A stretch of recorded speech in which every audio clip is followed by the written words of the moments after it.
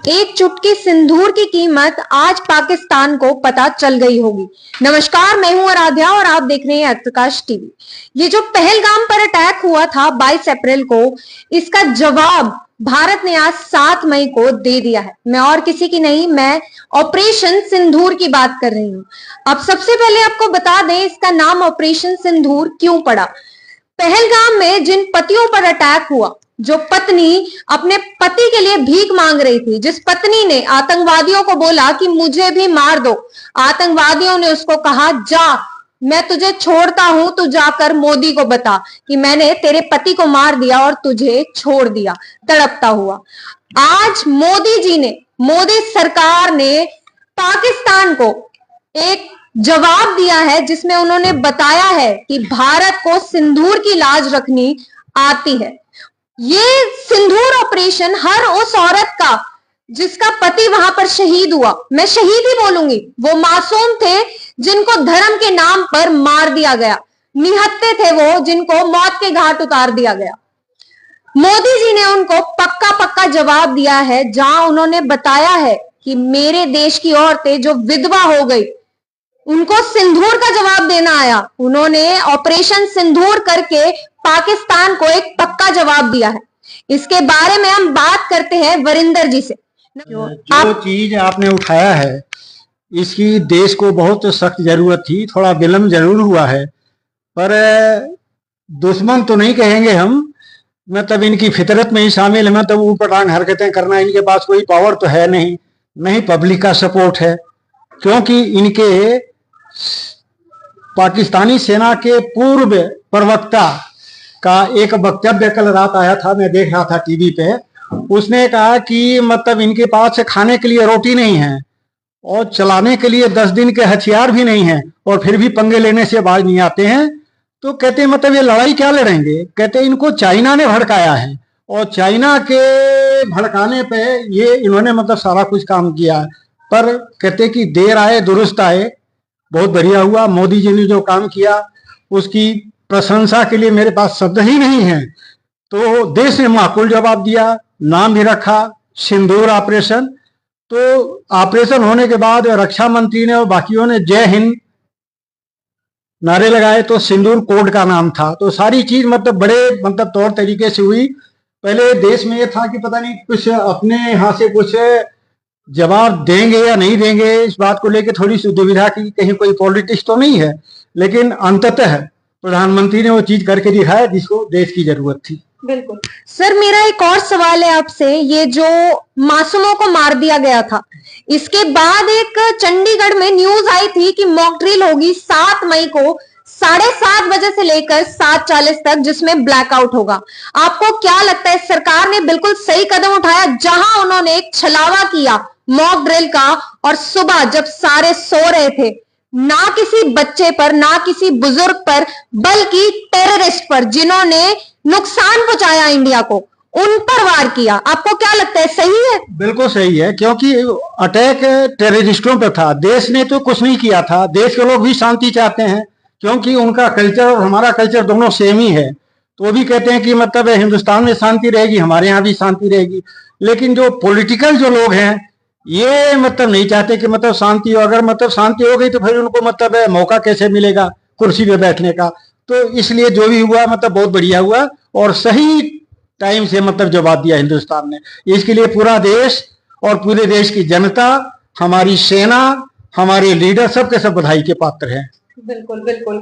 आज जो 140 करोड़ की आबादी है, वो सब मोदी जी के साथ है। सब कह रहे हैं कि मोदी ने जो कदम उठाया वो एकदम सराहनीय था। ना तो उसने किसी सेना पे वार किया, ना उसने किसी बुजुर्ग पे वार किया, ना उसने किसी बच्चे पे वार किया, बल्कि उन्होंने वार किया उन पर जिन्होंने हमारे देश के मासूमों को धर्म के नाम पर गोलियां मारी, धर्म पूछा और मौत के घाट उतार दिया। आज हर वो मां खुश होगी जिसने अपना बेटा खोया है।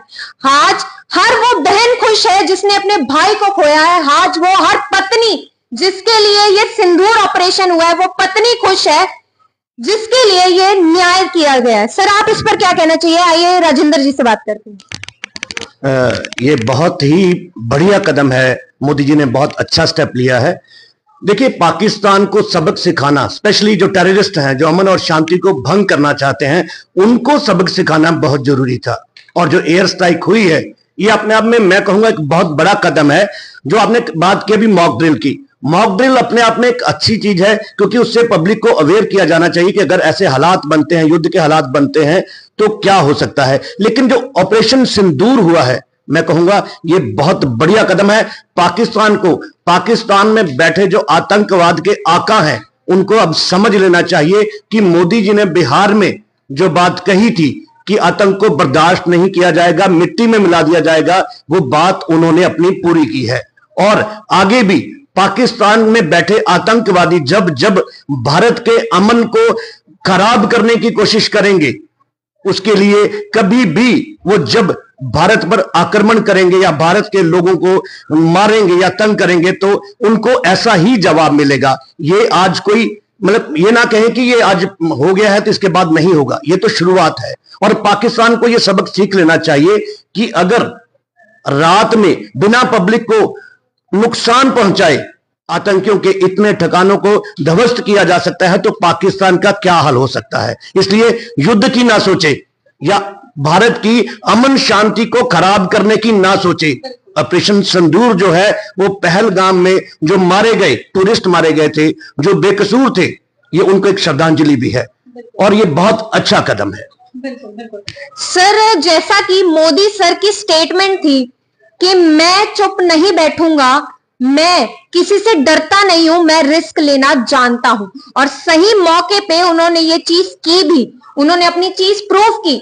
उनसे 22 अप्रैल से लेके 6 मई तक सवाल किए जा रहे थे कि मोदी जी आपने क्या किया, जिन लोगों को शहीद कर दिया गया।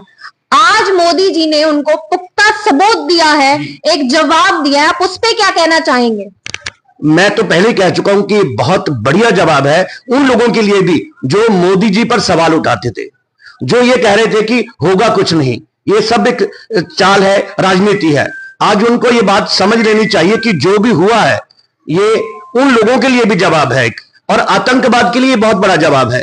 ऑपरेशन सिंदूर जो है, इसकी कामयाबी उन आतंकियों को समझ लेनी चाहिए कि ये अब उनके लिए मौत का पैगाम है।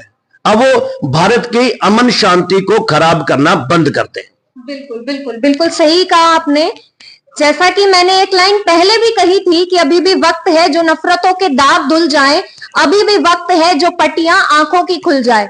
कोई दिलदार बनकर आएगा तो दिलदार हम भी है, मगर अब जो दुश्मनी ठहरी तो तैयार हम भी है, तो तैयार हम भी है।